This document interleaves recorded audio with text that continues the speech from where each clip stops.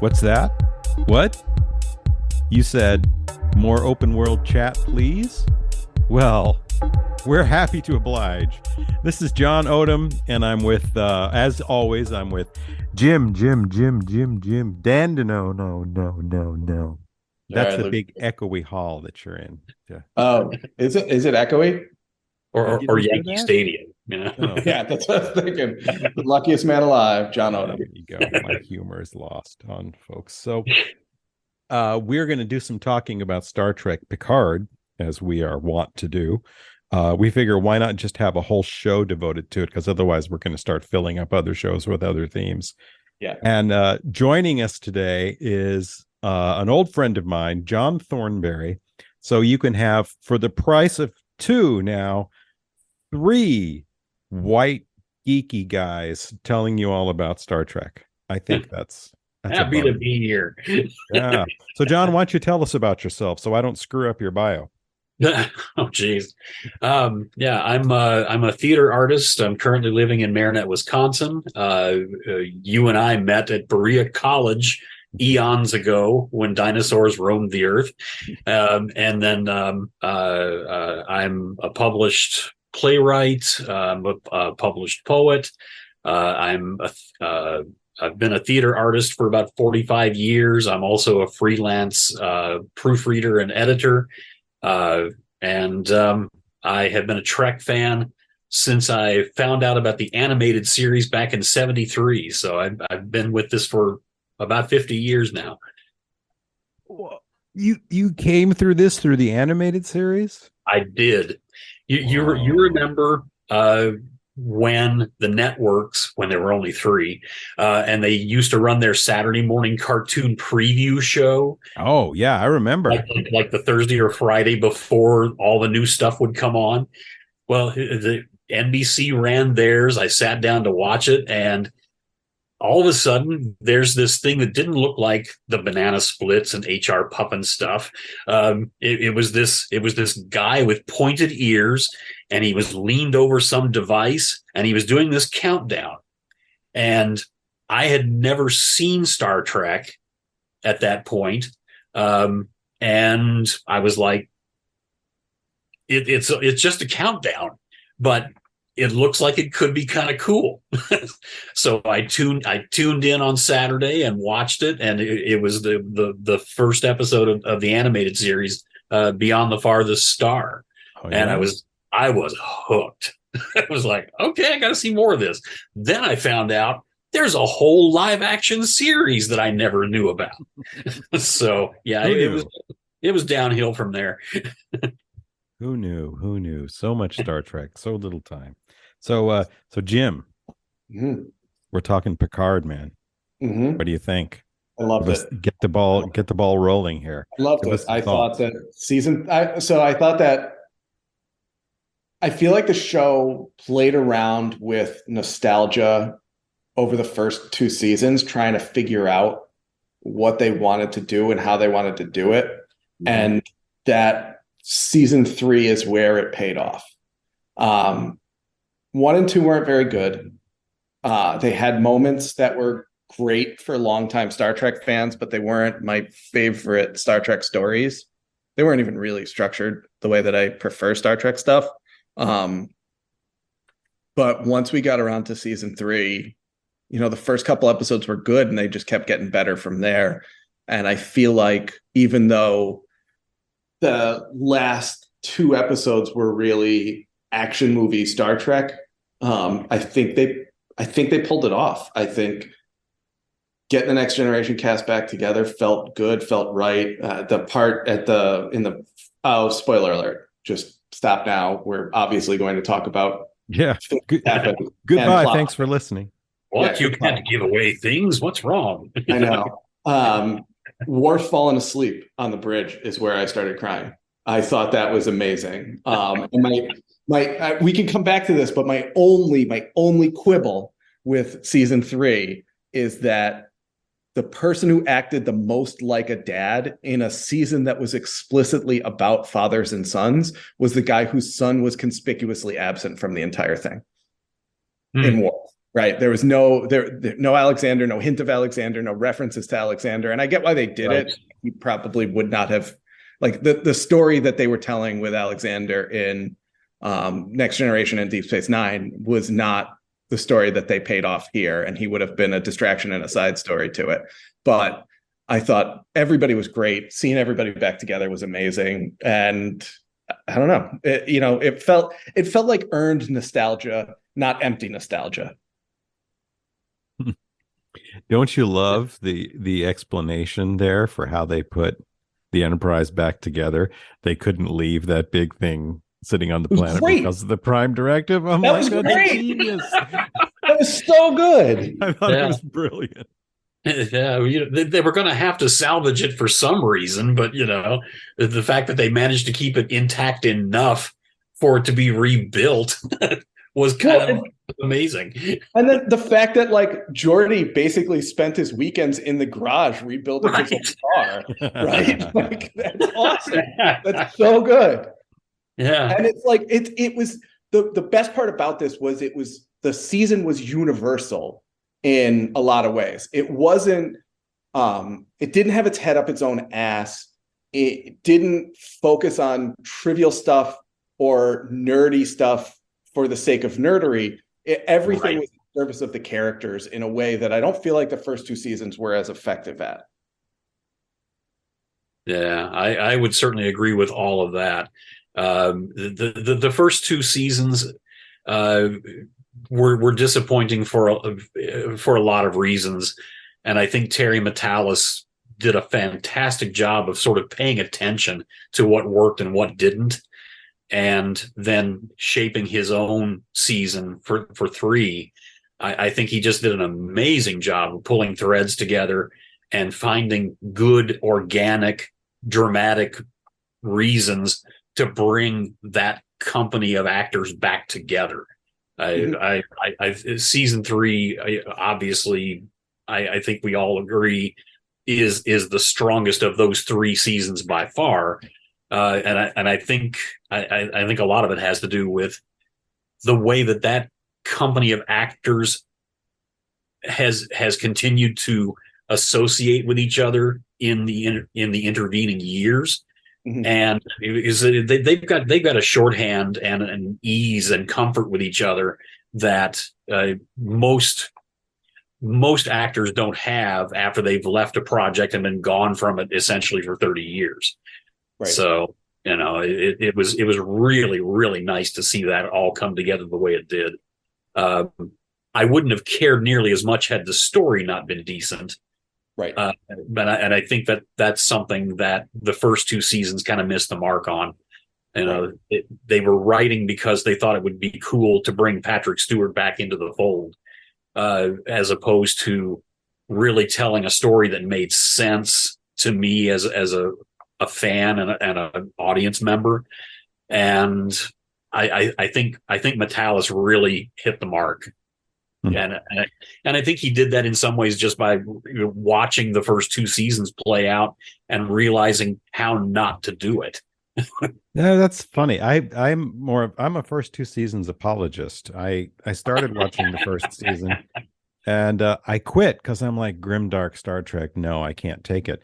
And then people said good things about it. So I went back and it got to the ending that was such an absolutely pure Star Trek ending to that first season. It's like it retroactively made everything okay for me, even though clearly it was enough of a slog I gave up once. And then the second season had a lot of great stuff, and I wasn't concerned that it wasn't going to be Star Trek. It just meandered so much, I think. Yeah. I don't know. The first season I was intrigued by more than really interested in as Star Trek. And I mean, frankly, if I never see Brent Spiner do any Data or Soong characters ever again in my life, I don't care. bringing him back as yet another iteration of his extended family, I just think they went to that well way too often.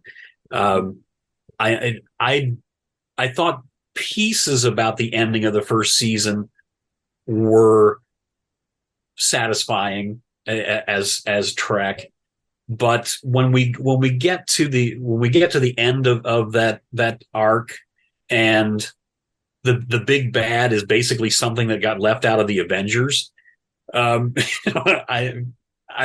just kind of threw up my hands and said, it was what it was. No, the big bad, it's Star Trek. The big bad was hatred and intolerance. Yeah, embodied by a big mechanical serpent coming out of a dimensional rift. Second season, I had higher hopes for, just because they brought back John Delancey. Yeah, and he was good in it. Yeah, but he wasn't there enough to do anything consistent in the narrative. And I wish that they had either focused on the Q Picard story more heavily, or that they had just left him out of the mix altogether. Because it had that feeling to me of we know we want to bring this person and this idea and that concept and this person over here all back into this mix, and we don't know when to stop. Jim, you were nodding in agreement there. Yeah, it just, the first two seasons felt like some Star Trek concepts, some Star Trek characters, and some other sci-fi ideas that the writers had all stapled together without, and the third season felt woven together in a much more effective way. Got to admit that script was pretty damn clunky at times, though. There was that moment. Oh my God, I haven't cringed so much at Star Trek since Code of Honor back in the yeah. But this was, remember when Rafi, what's her name, Michelle Hurd, was having that conversation in the first couple episodes there with who we find out later was Worf, but her contact. And she's like having this dialogue with herself where she sees a written answer and she's like, but what about this? Oh, but this, but blah, blah. Oh my God, that was terrible. I had to look away. Yeah. she is not, that was a tough ask for any actor. Michelle Hurd is not up to it. You know what, though? That stuff happens all the time in Star Trek, right? And that's not the stuff that we hang on to. Right, that's not the stuff that Geordi did it all the time. He set up holodeck programs just to date them. Well, that's true. And like we remember the questionable dating history of Geordi, but like that stuff, the techno babble and mumbo jumbo and Star Trek-isms from The Next Generation were everywhere in that show. But we remember the themes. We remember the big character moments. We remember the big hits. And that, Ro coming back in this season was another. Oh my God. That was nuts. Bringing Shelby back in the that was awesome. Incredible. Right. Like it was, that's the stuff, but that's the stuff that we're going to hang on to from season 3. And 1 and 2 didn't really have that. Because it was stapled together. It's because it wasn't, it didn't feel earned as effectively. Yeah, my feeling about the writing of the first 2 seasons was always that some people were saying, "Oh, they're not really Star Trek fans. They really don't know what they're doing. They're just, they're here to try and do something cool." And I think some of that is accurate. I do think they were fans. I do think that they enjoyed the franchise, enjoyed the previous material that had come out of various shows and films. But I think they felt obliged to somehow blend the Abrams verse into the Prime timeline in ways that just don't work. I thought it was worse for Discovery that way, but I think they tried to carry that through to Picard as well. And Abrams, I think, only took on Star Trek originally because he couldn't get Star Wars, and he thought Star Trek could be made somehow to be cool in a way that it was never meant to be. Yeah. And I think the writers in the first 2 seasons of Picard fell victim to that same kind of thinking, where they felt like they had to put a stamp on it of some sort that made it their Star Trek, as opposed to what Metalis does in season 3, which is to, let people know, yes, I'm a fan. I've done the deep dive. And my writing team has done the same. And we're writing Star Trek. We're not writing Star Trek for us. We're writing Star Trek. If anything, they were writing Star Trek for the characters and the actors who had played them for 30 years. Yes, good point. And I, again, going back to that last episode, right? Like, Troy telepathically sensing where they are was like Star Trek nonsense. But then you get her jumping on the console and piloting the Enterprise in to pick them up. That's a callback to Generations. That's a callback to the episode in the last season where she was taking the command training. And you see that it looks cool in the moment, but for the folks with a deeper connection to the franchise, there's a lot of history backing that up. Beverly working the weapons console. Right. There's a lot of history backing that up. There's the episode where she was the only one who was conscious, right? Where she's the time jump, where she had to be the only person on the bridge. Right. There's all sorts of callbacks and built-in character development. And I think part of the problem with the first 2 seasons is that when you try and do nostalgia in the first 2 seasons, but you don't have all of those old characters there, you're using shorthand for new words, right? You're using shorthand to describe things that are new concepts and new characters. When you do that with Will Riker or Deanna Troi or Beverly Crusher, you have 30 years worth of stuff that's referring back to it. You have a wealth of content that people can go back to and fill in those gaps. When you have the Borg kid, or when you have not the Borg kid, the descendant of Soong, or when you have Picard's ancestor that we only just found out about in season 2, there's no shorthand. There's no point of reference to fill in those gaps when you're using the shorthand. And that makes it hollow. It makes it feel less earned. Yeah. So it's a bit of a departure, but you did use the B word. You said Borg. So are we just in a place now where there are no other villains beside the Borg? I felt so teased in the trailer. And don't get me wrong, I really enjoyed this series, but I'm starting to get contrarian on you guys, where we had Moriarty. And I'm coming up with all kinds of crazy ideas. Like, that was cool. Maybe Moriarty is going to be the big bad, this AI. And we get to there's this AI here that we don't understand that's sketchy. Maybe it's got to be Moriarty. Yeah. And then no. And then what do we get? We get the Borg again. And they won me over with the story. It was good, but the story unfolded in such a way that I bought into it, but I had the same reaction when I realized, this is another Borg story. And then I realized immediately, okay, Locutus is going to go meet the Queen again. Yeah. Even at that, once you get there, the story I don't know. For the characters of Picard and Jack Crusher, the scenes on the Borg ship sort of work, and they make sense in an organic fashion in the narrative, but no pun intended. We don't spend enough time there to do anything except let them talk to each other and pull Jack back from the brink. and then we kill the queen, and all is right with the galaxy again. And, we've defeated the Borg yet again. Every time we do that, the Borg become less of a big bad villain. Yeah.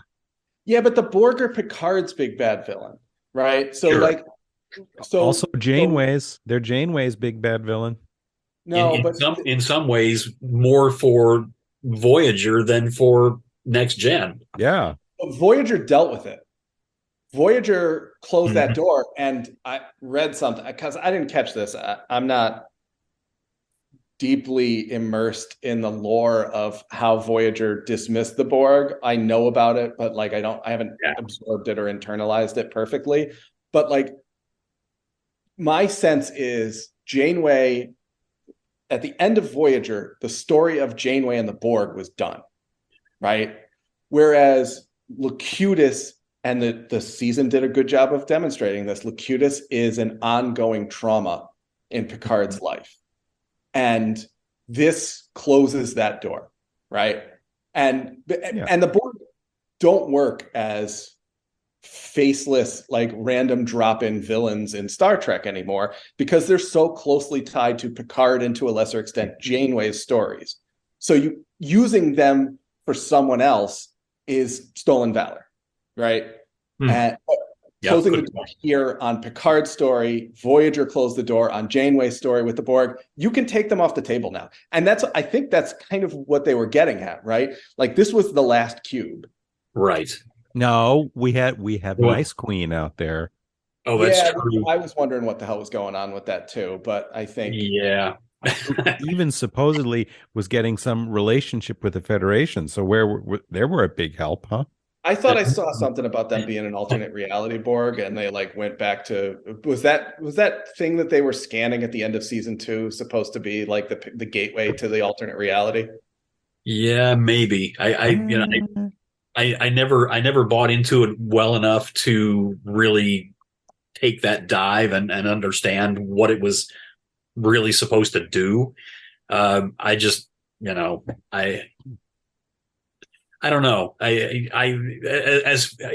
do agree that, season 3 sort of closes the door for Picard on that trauma.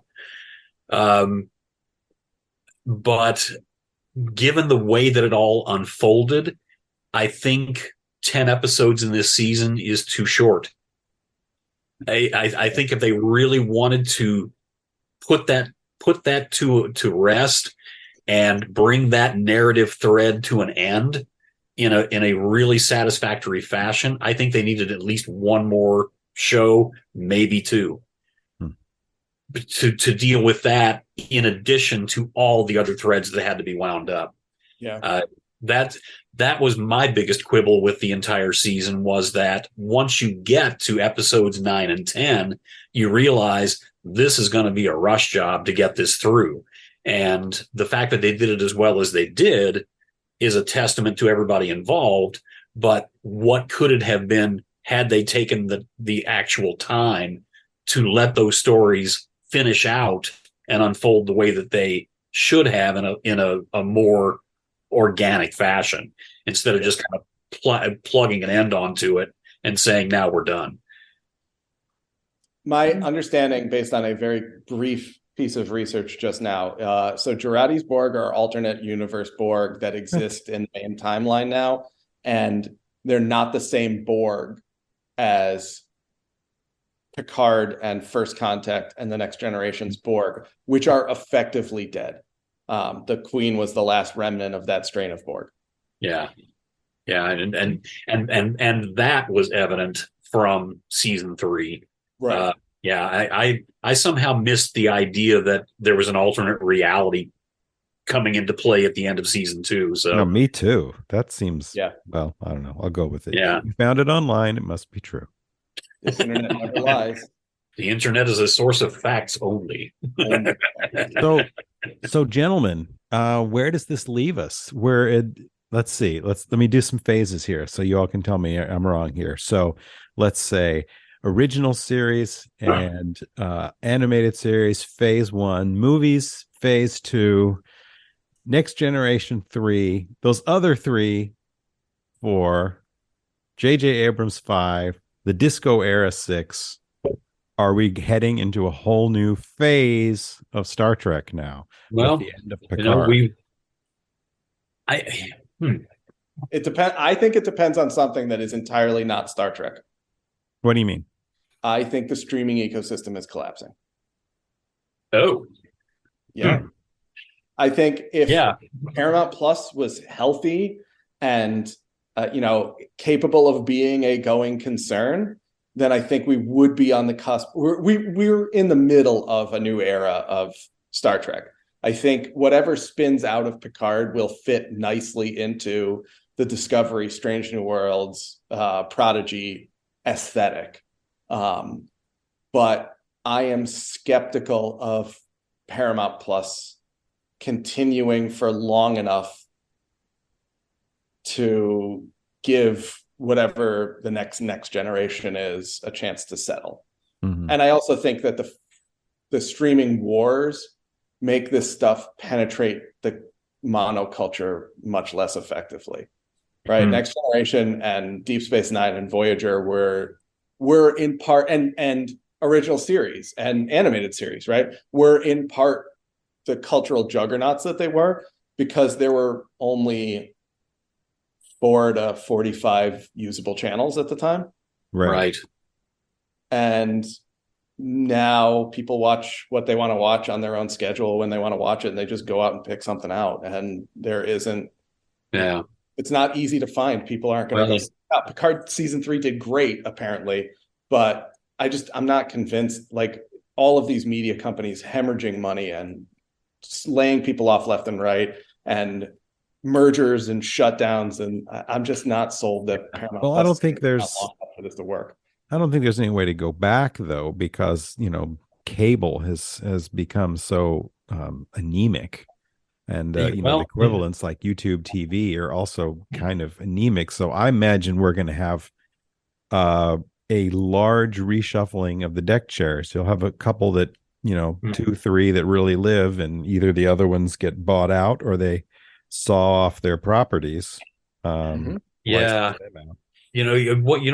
I'm seeing, and I'm no expert on any of this, and I haven't done any kind of a dive into figures or what's going on with specific companies, that sort of thing. But from where I sit, what I see is we created this situation where people started to expect a sort of a la carte menu for whatever it is they want to see, whenever they want to see it. And the streaming companies that have been created and branched off and whatnot, I think in some ways are trying to go back and replicate the experience of cable television. Yep. And I don't know how they're going to manage to do that without simply saying, okay, streaming isn't what we thought it was, and so we're going to go back to something we know and we know you're comfortable with. Mm-hmm. Anybody's up for it anymore? I don't know. Whole media revolution. People are going to start with Blu-rays again. I mean, as far as where Star Trek goes from here, I think there's a pretty strong indicator based on that last post-credit Picard scene that we're going to see something like Star Trek Legacy, or whatever the name of the 7 of 9 Jack Crusher series is going to be. Please, I want that. I really do. I don't know who I'm more excited for, Jerry Ryan or Seven, because the Forge kids. That's what I'm excited for. Yeah. But after all the shit that Jerry Ryan went through in Voyager, and the way she was, abused by Kate Mulgrew. Kate Mulgrew, thank you. I was just like, it's really great to see her get a real chance. Yes. Well, one and backing up slightly from that point, how great was it that all of these next gen supporting characters got a chance to come in and actually act? Oh my God, the storylines for those characters were amazing. Every single one of them. I mean, in as much as I would never have missed him had I never seen Lore again. I mean, even Brent Spiner got something new and interesting to do with this. And, there wasn't any sense from any one of these characters, new or old, that they were there just because we had to bring them in. They all had something organic to do with the story. They all had an arc they were exploring. And Jonathan Frakes has never been better. No. He was amazing in this series. He was great. Him and Dorn together were Yeah. amazing. Just the patter between the two of them was so good. Yeah. Yeah. The thing people around me have been talking about with season 3 was the scoring.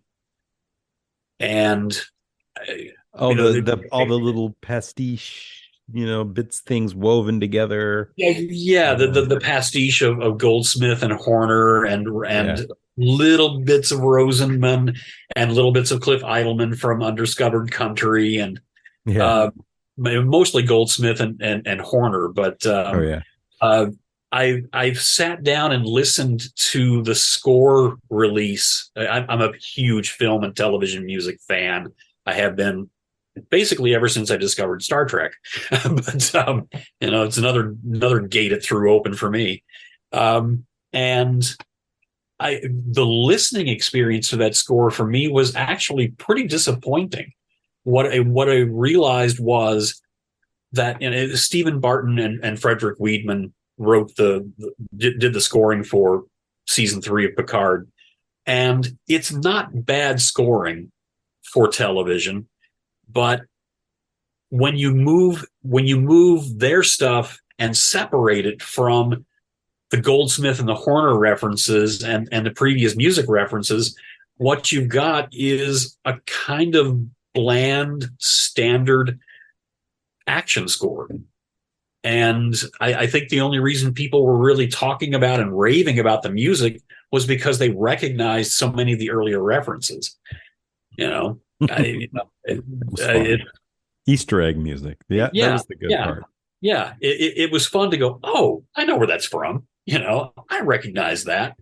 But I'm somebody who goes back and says, where's the score album? And there's a lot of, I don't know if you know the reference to remote control, but Hans Zimmer has a group called Remote Control of composers who basically work alongside him and work in his studios, and they're a remote controls influenced score is basically a lot of wall-to-wall audio. There's a lot of heavy percussion in it, a lot of double time percussion for action sequences, a lot of sort of frantic string beds and really deep sound in it. And it's not that it sounds bad, but it gets pretty generic at this point. It's been going on long enough. It's kind of tropey. And that's what I discovered going back and trying to listen to the music from season 3 of Picard was the thing we're raving about is other people's stuff. It's not, so anyway, tangent, but I was surprised. I was disappointed in that, and I was surprised to find myself in that position because I thought I remembered much more workable music in the original scoring alongside the reference stuff. So anyway, that's just me. Well, music's important to us Star Trek folk. Absolutely. Yeah. Well, you think back to you think back to the original series and to the films, and they all have very distinct sound. There's always a very distinctive musical voice, especially in the original series. And it's because they hired composers who knew how to spot the music. They would sit down and say, the music starts here, it ends here. there's a thematic thread we're running through this stuff. And, if you go back and think about, and this is a deep cut for people who aren't Trek fans, but, if you go back and you think about the music that you remember from Amok Time, the Vulcan fight sequence that everybody knows now, whether they understand they know it or not. And the music. Yeah. The music from the Doomsday Machine that got used over and over again through the second season of the original series and into the third. That's what I hum in bad traffic. Yes. But, and then you go back to, Goldsmith's score for the motion picture, which is it's my personal favorite film score ever. And it consistently gets placed in like top 10 lists of best scores of all time. Oh, it might be my favorite too. It's excellent. But you think about things like that, and then you get to the Berman era, and the music becomes, after they fire Ron Jones in particular, the music becomes sort of wallpapery in that remote control sense, because Berman didn't want thematic music. He just wanted background sound. Yeah. You couple that with the idea that a lot of film scoring nowadays is essentially sound design with orchestration. And then you get to season 3 of Picard, where they understand the pull of all that older music because it had such a distinctive voice, and you marry it into a more generic sort of action palette. And what you remember is the other guy's stuff. It's not what you wrote. Right. Yeah. So I think we're coming to the end here, and I could do another 15 minutes on how Laris was entirely too hot for current Picard. She would have worked 20 years ago, but right now it just felt like she was waiting to inherit the vineyard. Yeah. But so if this is the last we see of the Next Generation cast, if the last thing we see is that overhead shot of them playing poker while the credits roll, are you content? Content. I always want more, but content is a good word. It was an ending. I'm a fan of endings. Yes. Yeah, I would say so. I mean, and using that specific shot reference to end season 3, I think was a really, sort of fitting closure to that storyline. And if it's the last we see of these characters, I think it's a really nice send off for all of them. So yeah, content is a good word. Cool. I agree. It did get me going back and turning on old episodes of Reading Rainbow for the kids. So I feel like it's win-win-win here. All right, John, thank you very much for joining us today. Thank you for your time. Odom, as always, a pleasure. Yes, indeed. We got some interesting comic creators coming up over the next few weeks, so come back. Stick around, folks.